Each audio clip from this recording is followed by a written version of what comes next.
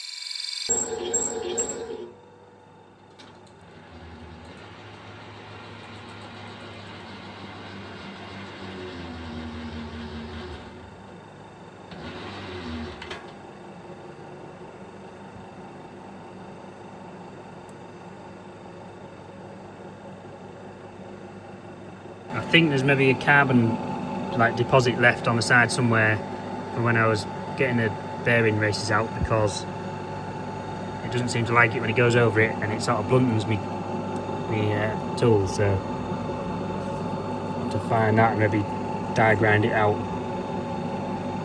At least I can move it out of the way, because I know where my 0 point is, so I can move it and then move it back again.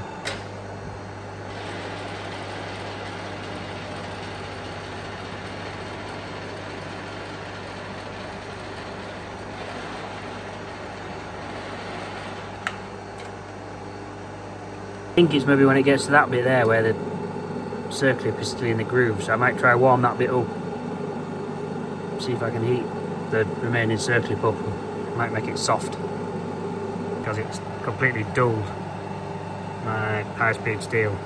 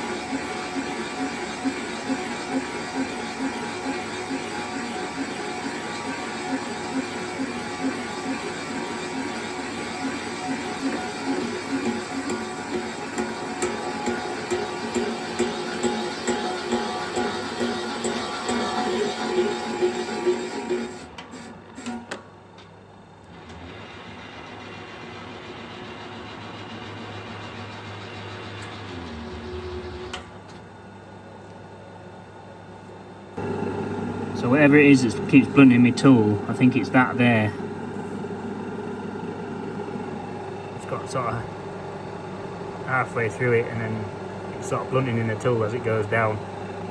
So it must be something around there. I might have to get the die grinder in and die grind a bit out.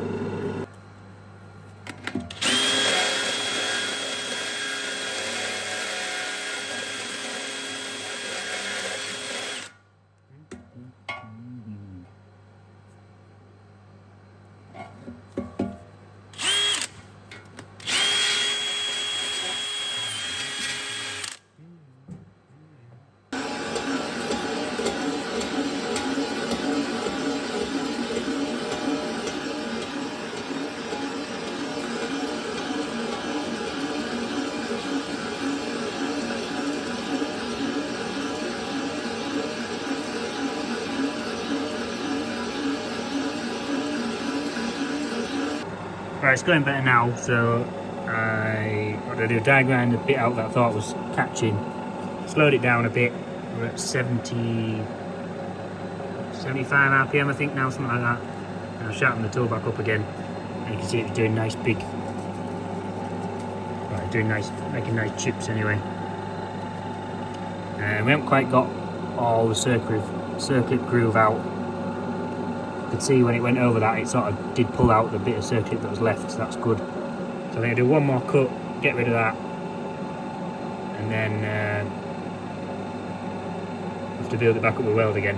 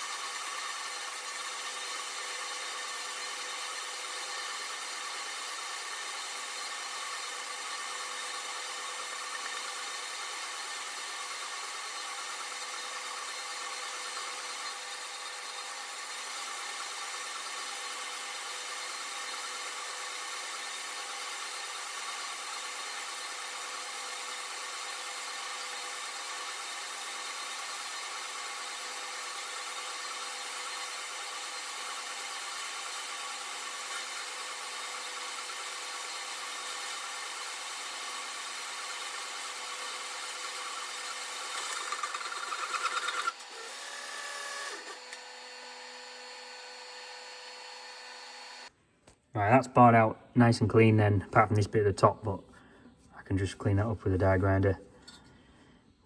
And it's about 85mm I think now, something like that. It needs to be 80mm, so got a good layer of weld to go in there. So to bar weld it, I'm going to use, I have a separate bar welder that I bought. Some of you will have seen it before on the channel. When I was using my old line borer, I bought like a separate bar welder, so I'll get that out. It's on a magnetic base, so hopefully it'll stick onto here. I'll have to move it out the way, but hopefully it'll stick on the side there and then reach in there and weld it round. I've given that a bit of a die grind around there to clean that up, and then yeah, this is me bar welder. So it's a fairly old thing, but it works. So it's on a magnetic base, and then this pivots round, and then there's a torch that goes on it, and then it just fits on your normal welder.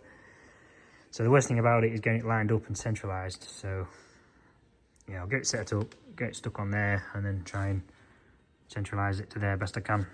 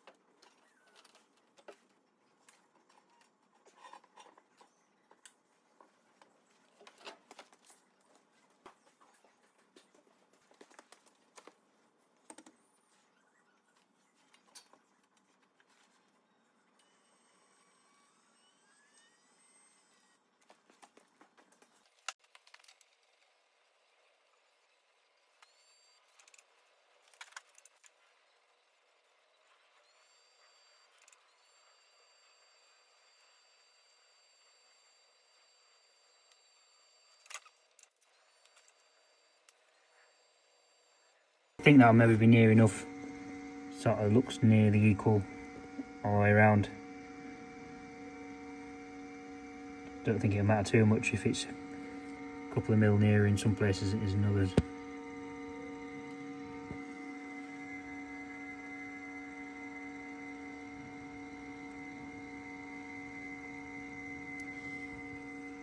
Yeah, I think that'll be near enough. So I did have it set up and then I pressed the wrong button. I pressed that button instead of that button to stop it. And then it moved. That button releases the magnet. So the magnet's on all the time, then you press that button to release it. And there's your speed and up and down on these buttons and then stop. So I'll get the wire, get the torch set up, get the welder set up, get the wire fed through, and then get that down to the bottom of the hole. And then, don't know what speed I need to go, I'll have to guess probably. Right, I think we're set up, ready for a go then. So we've got all the torch connected up using little Jasic, 115 amps, 19.5 volts. And we're using 0.8 wire. I just pulled the trigger just to see where it was going to be, and I think we're about right there. So yeah, I don't know what speed we need to be going, but just press that button and pull the trigger. It's on, the welder's set on T4, so it'll weld until you pull the trigger again. It does actually have a latch on the trigger, but because it's set on T4 I don't need to use that. So yeah, we'll have a go at that and see how we get on.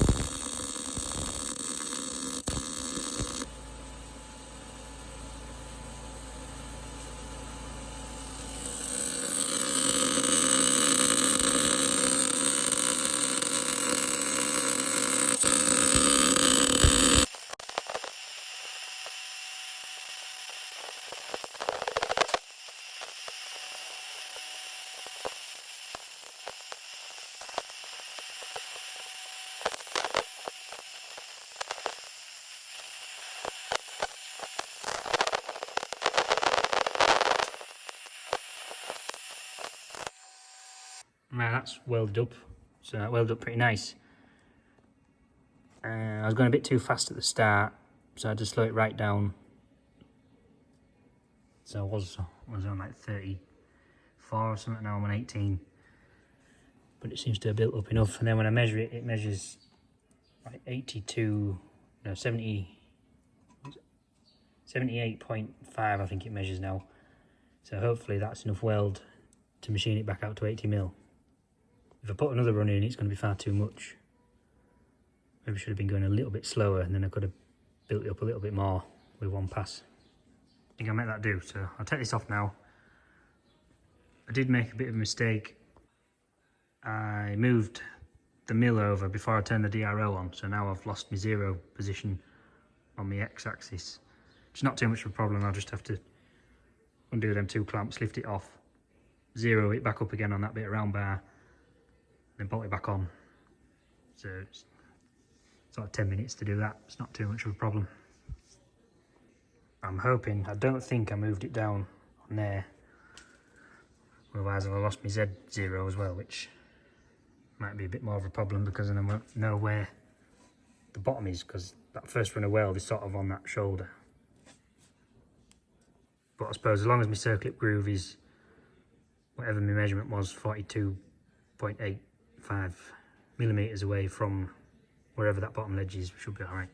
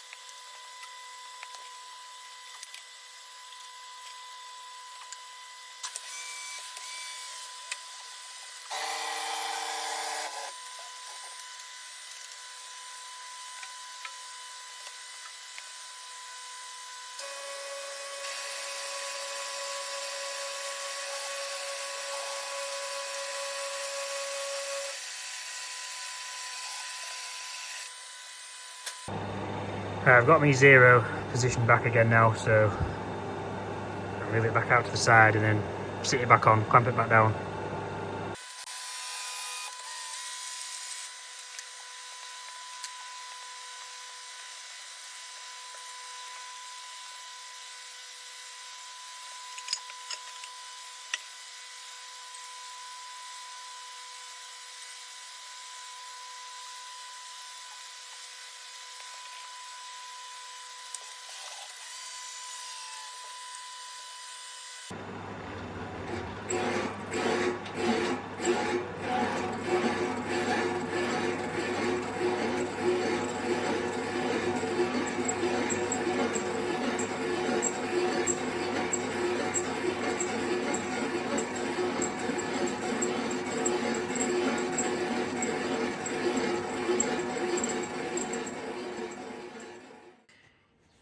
I've just done another cut through there, so I've done 2 passes now, I think.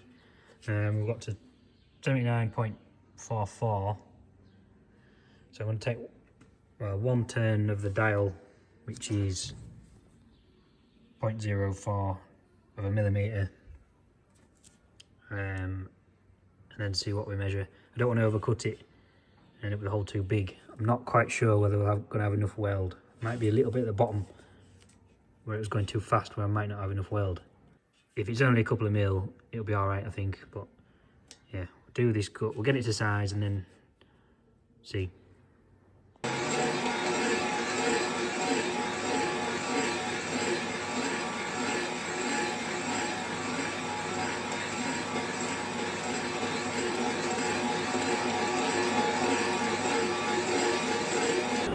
Right, so I've got that final cut done, but I'm not happy with it. There's not enough weld in the bottom, and I've also overcut it as well, which I was trying to avoid. But yeah, the bearing needs to be tighter in the hole than that. So I'm just going to quickly overcut it, do another pass that's like a millimetre bigger than what it needs to be, and then we'll re-weld it and then do it again. I want it to be right, it's not, so do it again.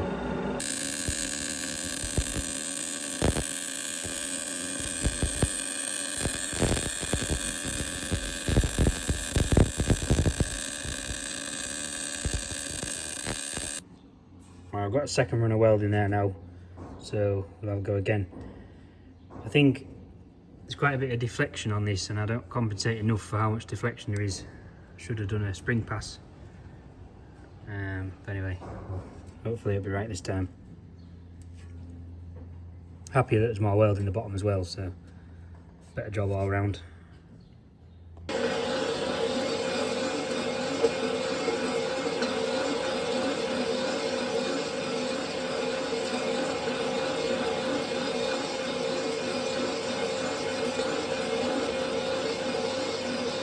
Right, so we are actually at final size now. I didn't expect it to be at final size, this cut. So I was planning on doing one more cut. I was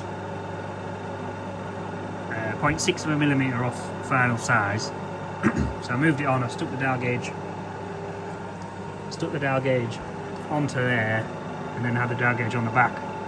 Moved it on 0.4 of a millimetre, cut through it, and then I did a spring pass, and my spring pass has actually got me bang on final size, which I think was more luck than management. Then when I measure it with my snap gauge, it's about, well, I've said it already, I'll show you again.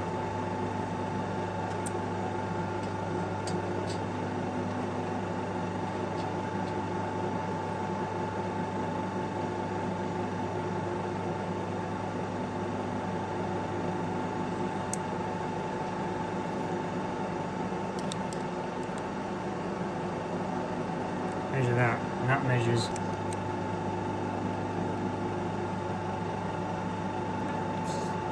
bang on 80.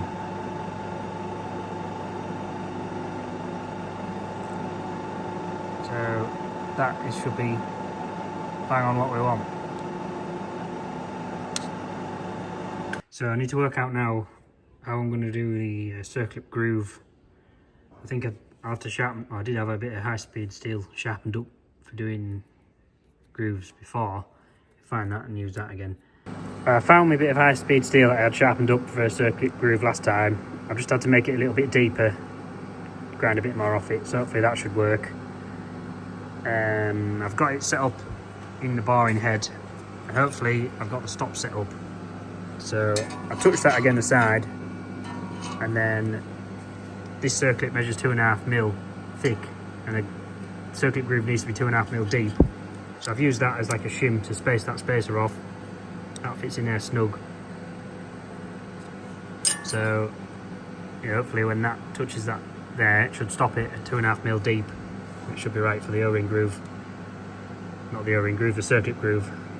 And then I have that zeroed off at the bottom of the hole, so as long as I come up 42.85 millimeters, then the circuit groove should be in the right place. The only thing is the cutting tip on there is not as wide as the circlip, so I'll have to do it once, move it down a little bit more, and then cut it again, or up, whichever. So yeah, we'll give that a go, and hopefully it works out right.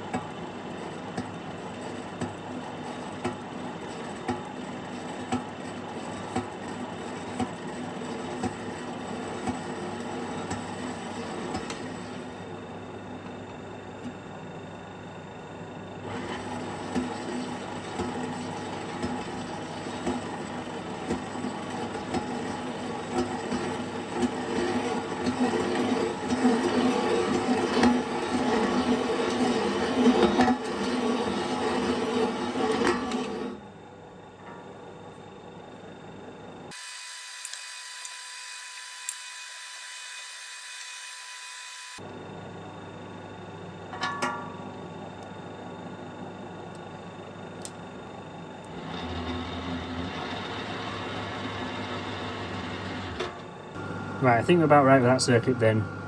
So I could have just done with that bottom surface being smoother, but there's a hard bit somewhere in it, and every time I try and skim it off, it just bluntens me high-speed steel.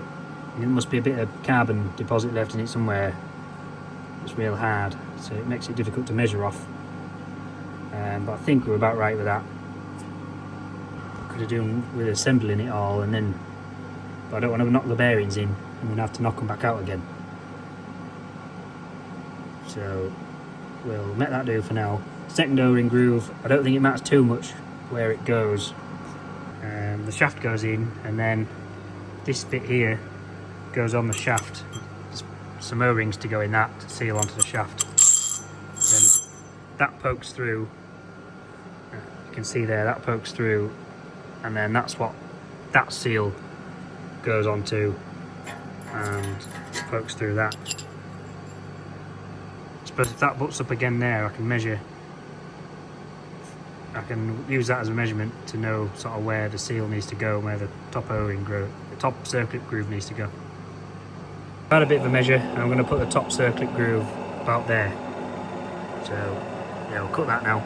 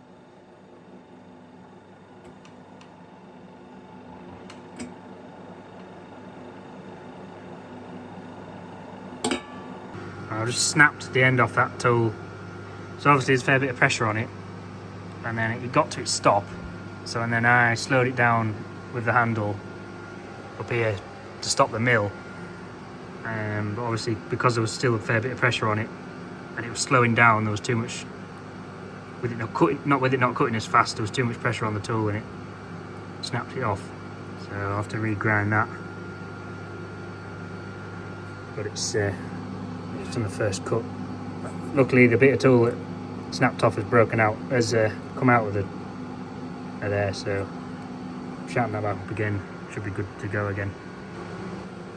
I've just ground that, so we'll have a go with that. It's a little bit wider than the old one, should be a little bit stronger. I just have to put it in, touch it again the side, and then reset my stop, so it's going to the same depth again.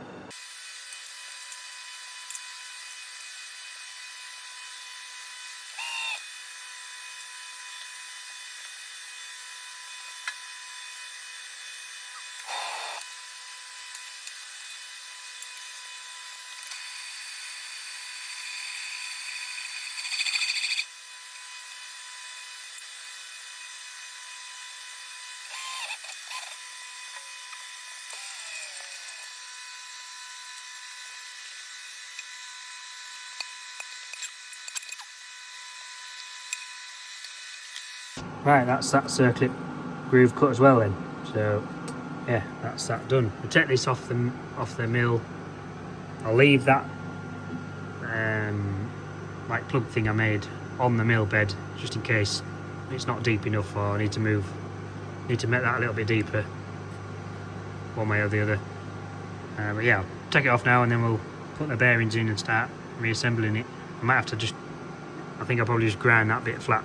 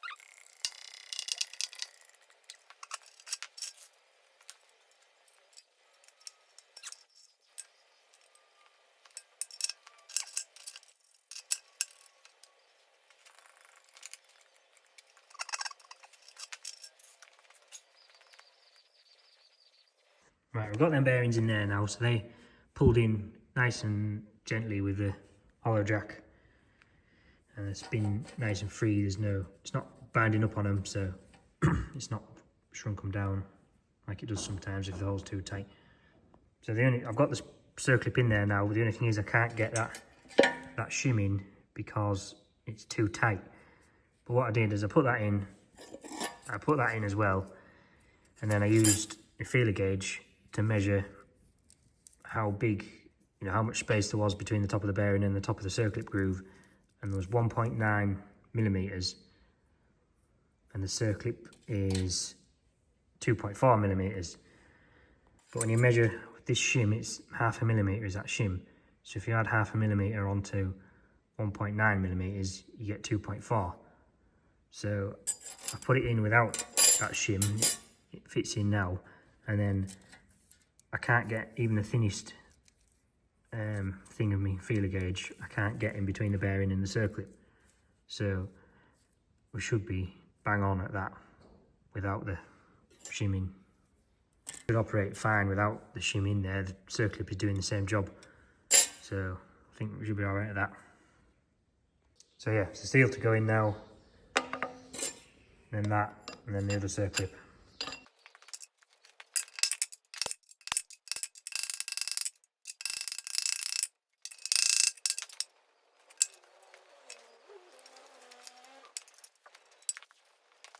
That's that seal and circlip and what have you in there. So I think my threaded bar for my hollow jack is a little bit bent, so it started going in more one side than it did the other. So I used that plug that I made when I had it sat on the mill just to use to knock the seal in with. So yeah, we'll turn it over now and then put in the bits that go on the other side.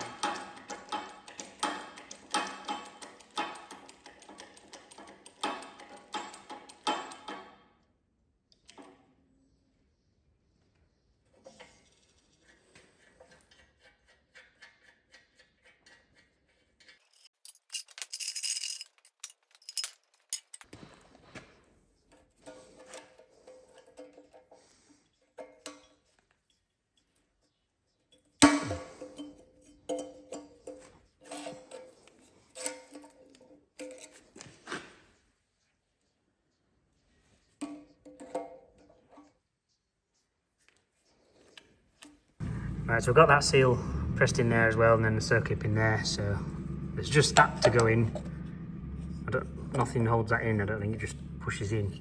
But I won't put that in yet until we get the shaft and everything put in. I need to sort this out now. So, looks like it's a bit bruised up on the end. I'll have to get rid of that bit. And then there's a collar that pushes up against it, pushes up against the bearing. Yeah, that bit goes on there and pushes up again the bearing, and that's what preloads the bearing, I think. And then this is just, that is just welded onto the shaft. The new shaft goes through all the bearings, then goes through that,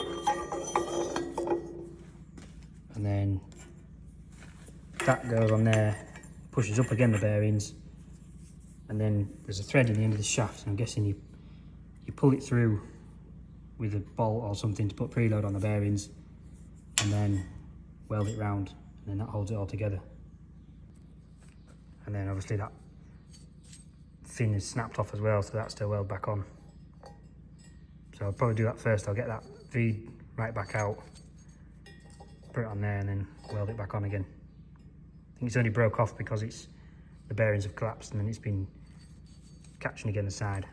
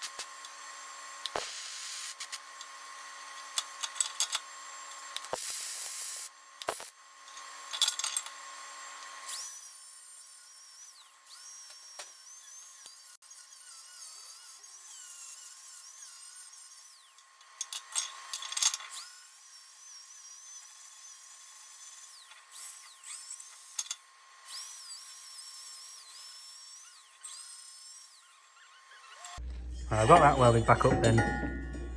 So there's bits I've built back up as well where it's sort of worn down, and I've ground that off and ground that weld out of there so the shaft fits through now.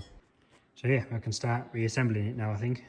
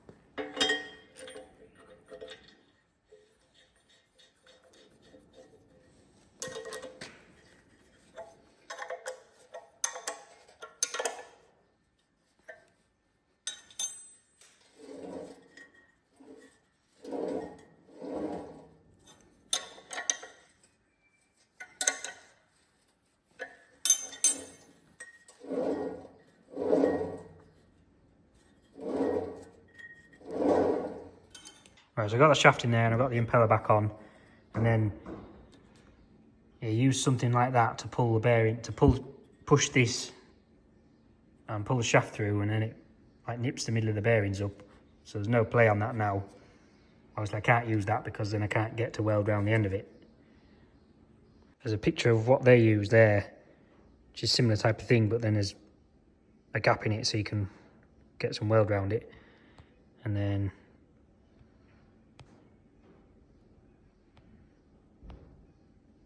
you can see there they've welded around the end like that.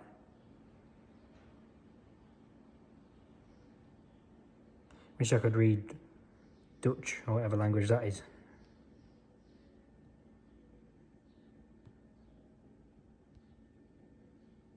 So yeah, I think I'll just have to quickly make one of them. I'll just make out with that. I'll just drill a hole nearly all the way through that's bigger than the shaft. I think the shaft's 35mm. And then I'll just cut 2 squares out of it either side, and I can put that on, pull it up, and then tack weld it with this, pulling it through.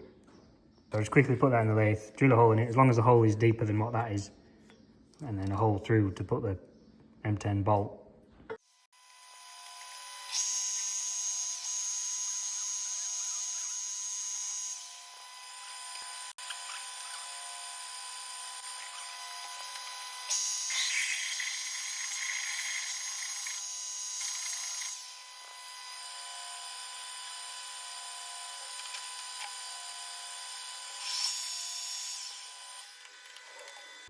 That's that quickly drilled out, so I just need to put some slots in it now. The best way to do it would probably be on the milling machine and mill them in, but chances are I'm only going to ever use this once, so I'll just use a plasma cutter, I think, and plasma down, across and round. Won't be as neat, but it's quicker.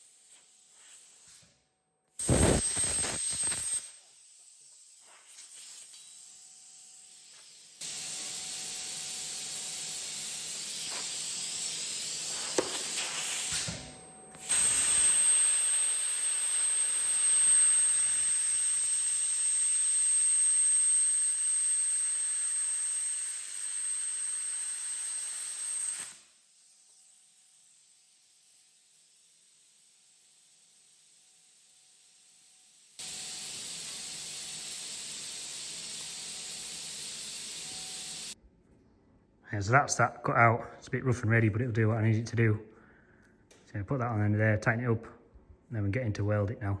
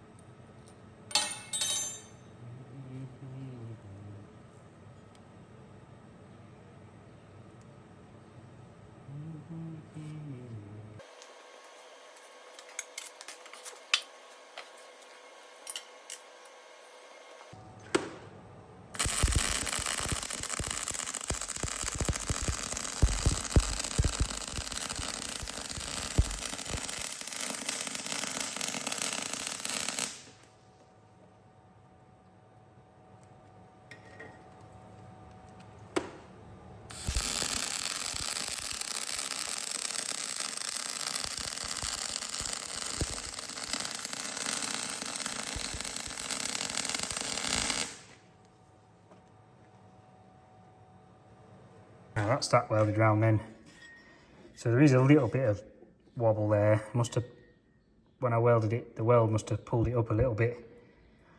But I think it'll be all right. It's better than it being really tight and then the bearing's getting hot or whatever. So I think that'll be all right. It's nice and free. So I'll let the customer put them plates back on because they've sealed them up with silicone and I haven't got any silicone. So they can put that back on. And I'll put the motor on now, make sure that fits all right, it should do. And then yeah, that's sorted then pretty much.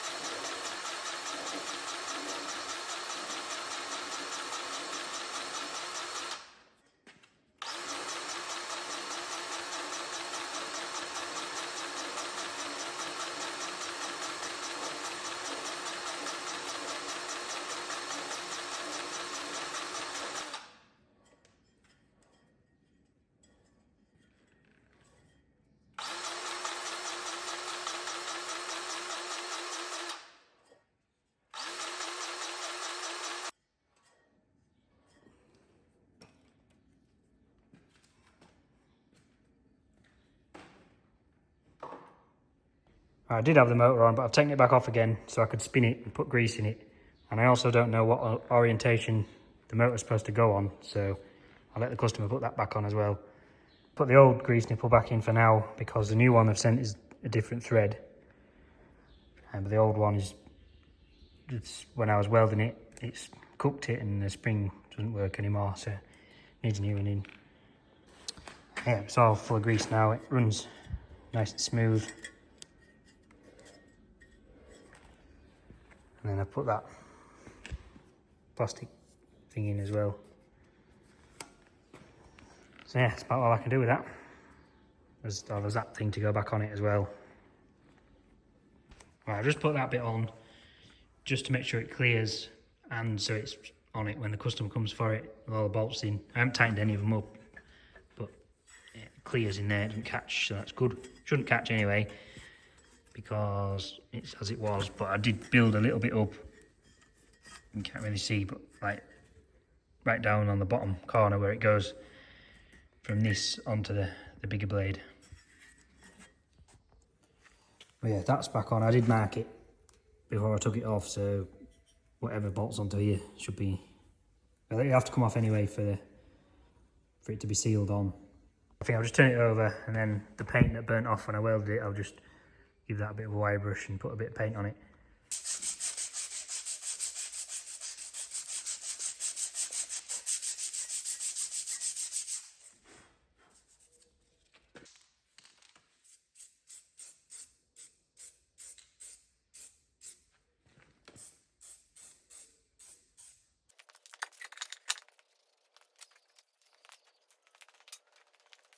Right, so that's that finished then, bolted back up. Well, it's just, so I don't know which orientation that needs to be, so I've just put the bolts back in loose. Give them that spray. So yeah, that is my job finished. So it won't spin now because it's got the hydraulic motor on, but it's good. The only thing that was missing out of it was that one shim, but the preload is done by how tight you pull this onto the shaft anyway, so it won't make any difference if that shim's not in there. Yeah, that's that done. It was a little bit fiddly, but we got there. This is not off an old tanker either. This is off like a modern day tanker, like £100,000 machine, so it's worth repairing. So there was a few comments saying about it not being an economical repair, but if the dealers can't fix it, if they're not going to help, then someone's got to repair it. And generally, on a machine like this, it's a contractor's machine, it's not a farmer's machine. The downtime is more expensive than what the repair would be. So the longer this machine's not working, the more it's costing. I'd say it is a modern machine. It's, well, I don't know exactly how much one would cost, but it would be 100k machine. I would have thought that it's come off, so it's definitely an economical repair. So yeah, that's all for this week. I know some of you like to know what I'm doing with my tractor puller as well. And it's Emily Moore show next weekend. MAST it's called, so it's motor and steam transport. And they're doing tractor pulling there. Now, for the insurance, I've had to alter some of the rules for tractor pulling, health and safety wise. So my tractor at the moment doesn't meet the rules needed to take it there. But depending how I get on this week, I might see if I can get what I need to get done to it done. There's not a right lot of stuff I need to do, but I haven't entered it, so I don't know. I don't know whether I'll be able to take it or not. I don't know. I'll have to ask the organiser. But yeah, some of you last year said you lived near Emily Moore and you didn't even know there was a show on. So yeah, this year, next weekend, which is the 21st and 22nd of June, is Emily Moore show. There's two. I think there's two. There was last year. There was a MAST show, and then there was one later on that was just tractor pulling. But yeah, I might be there. I might not be. If I'm not there with my tractor, I'll be there watching anyway, maybe. So yeah, anyway, thanks for watching. Hope you enjoyed the video, and I'll see you next time.